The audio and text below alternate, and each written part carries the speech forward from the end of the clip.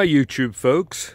So if you follow my other videos, you know I'm normally talking about my John Deere 425 and 445 tractors and the implements and bits and pieces I run with them.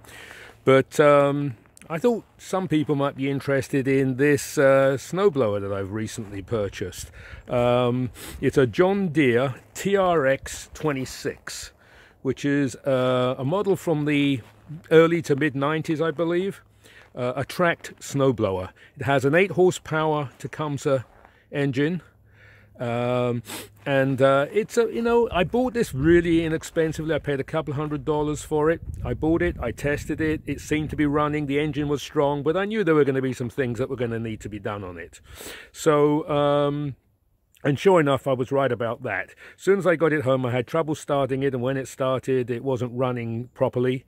And then one of the tracks also completely disengaged, the chain disengaged, and so I was only having one track. So I knew I was going to have to do something sooner rather than later. So the first thing I did was buy a new carburetor from, this was purchased Prime, Amazon Prime.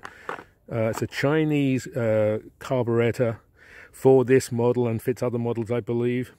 It was $14.49 shipped, and it came with tubes and primer bulb and handles and a new shut-off valve and a new filter. I've already fitted it. You can see it's right up underneath there. The shroud, that's obviously this heat shroud comes off.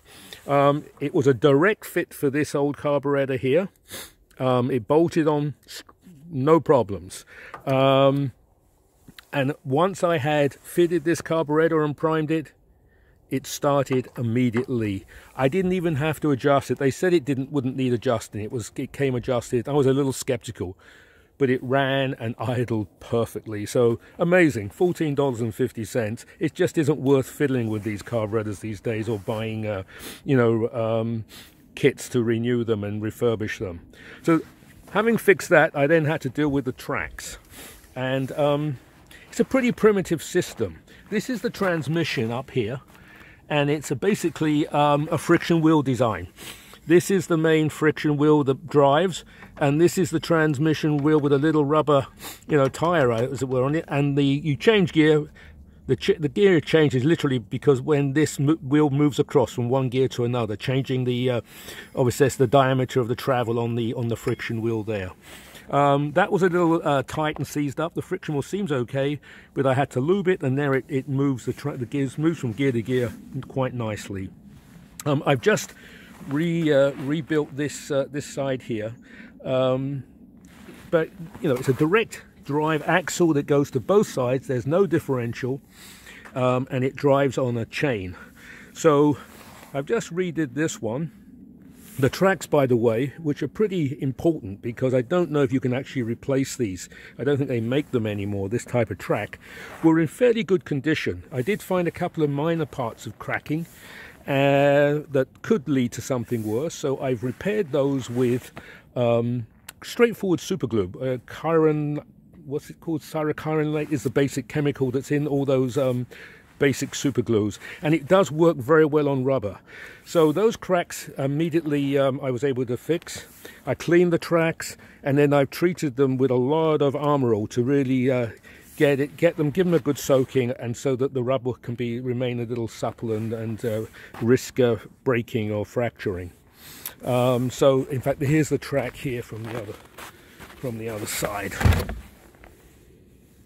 Okay, very simple.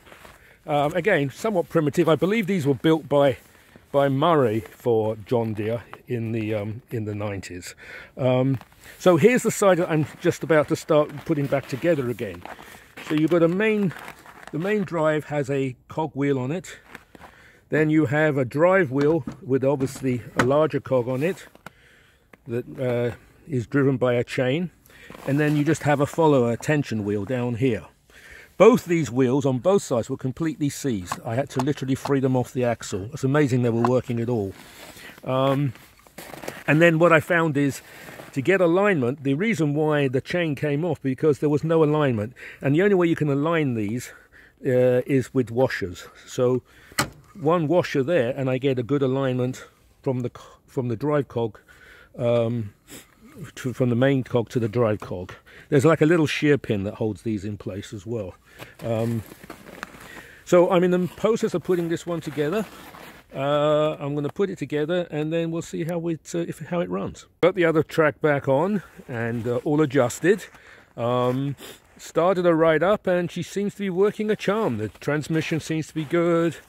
The tracks are working nicely, and I just cleared a little bit of snow. There's not much snow here at the moment, but everything seems to be working nicely and smoothly. So hopefully she'll hold up for the winter now. Well, but obviously only time will tell. One thing that is worth noting is that the only way you adjust these tracks here is to see that cam. There's a cam washer down the front there with a tab on it.